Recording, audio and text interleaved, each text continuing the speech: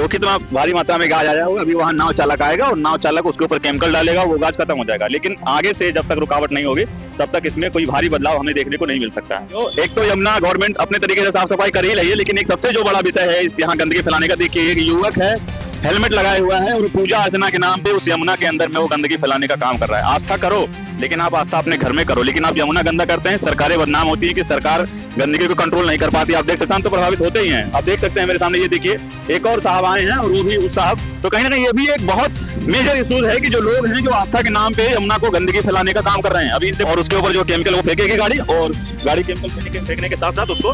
देखिए देखिए किस तरह से उसके गाड़ी के ऊपर स्प्रे मारा जा रहा है और स्प्रे मार के उस गाज को जो खत्म किया जाएगा। देखिए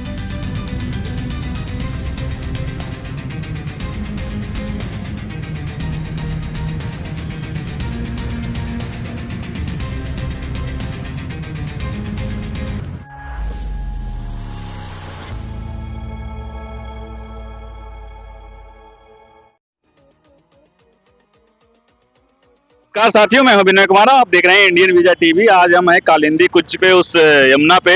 आप देख सकते हैं मेरे सामने कि नाव लगी हुई है, सफाई अभियान अभी भी जारी है, बट कहीं ना कहीं जो गंदगी है वो आप साफ तौर पे देख सकते हैं कि जो गाज है वो गाज थमने का नाम नहीं ले रहा। हालांकि दो दो तीन तीन नाव यहाँ पे लगाई गई है दिल्ली गवर्नमेंट के थ्रू कि यहाँ पे सफाई अभियान चला जाए, तो कहते हैं कि यमुना गंदगी ना हो पाए, साफ रहे, उसको ध्यान में रखते हुए सफाई अभियान बराबर लगातार चल रहा है। लेकिन अभी भी जो गाज है देखिए वो ढूंढ ढूंढ के वो जो नाव पे सवार लोग हैं, वो जो नाव चालक हैं, वो केमिकल के थ्रू उस गाज को खत्म करने की कोशिश कर रहे हैं, लेकिन ये गंदगी जो है वो थमने का नाम नहीं ले रही। सबसे बड़ी बात तो ये है कि ये कोई एक दिन का काम नहीं है, ये जीवन पर्यंत निरंतर ऐसे ही चलता आ रहा, क्योंकि इसमें कभी हम देख पाते हैं कभी आस्था के नाम पे इसमें लोग फूल पताका डाल देते हैं, तो वो आखिर गंदगी ही तो बनेगी, वो क्या बनेगी उसको लेकर अगर हम ध्यान में रखते हैं तो जो दिल्ली गवर्नमेंट है वो कहती है कि यमुना काफी साफ सुथरी हो गई, लेकिन यमुना साफ सुथरी शुरू से लेकर लास्ट तक हो गया, ऐसा नहीं है बीच में। आप अभी तो चलो छठ का टाइम आने वाला है, सभी को पता है कि छठ का टाइम आ रहा है, तो उसमें पानी की जिसको जरूरत पड़ेगी उसमें लोग आएंगे, अपना जो भी पूजा है वो करेंगे। लेकिन क्या ये वही तक होगा या उसके बाद भी यमुना ऐसे ही साफ सफाई का जो इसका अभियान है ऐसे ही चलता रहेगा? क्योंकि हमने भाई बहुत बार देखा, क्योंकि हमारा यहाँ से बराबर का आना जाना है, और हम देखते हैं कि ये जो गंदगी है आज नहीं सदियों से चली जा रही गंदगी है और खत्म होने का कभी इसका जो है वो नाम नहीं लेती है।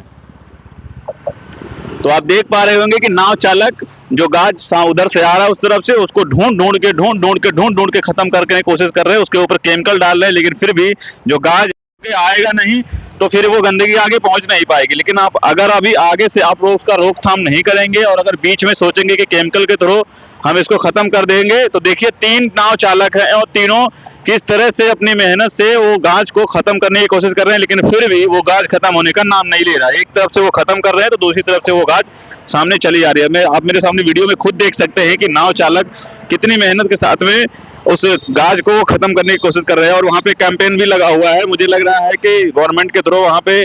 लोग आते हैं और चेकिंग भी करते हैं। मैंने कई सारे वीडियोज में देखा है कि रेखा गुप्ता जी दिल्ली के जो सीएम है वो लगातार यहाँ पे आती हैं और बताते भी हैं कि हम दिल्ली को, यमुना को और साफ सुथरा करने की कोशिश कर रहे हैं, और जैसा कि उन्होंने दिखाते भी हैं कि नाव चालक है जो गाज को खत्म करने की कोशिश कर रहे हैं, लेकिन फिर भी अभी जो खत्म होने का वो नाम नहीं ले रही है। देखिए वो कितना भारी मात्रा में गाज आया होगा, अभी वहाँ नाव चालक आएगा और नाव चालक उसके ऊपर केमिकल डालेगा, वो गाज खत्म हो जाएगा। लेकिन आगे से जब तक रुकावट नहीं होगी तब तक इसमें कोई भारी बदलाव हमें देखने को नहीं मिल सकता है। सकते हैं आप साथियों, एक तो यमुना गवर्नमेंट अपने तरीके से साफ सफाई कर ही रही है, लेकिन एक सबसे जो बड़ा विषय है इस यहाँ गंदगी फैलाने का, देखिए एक युवक है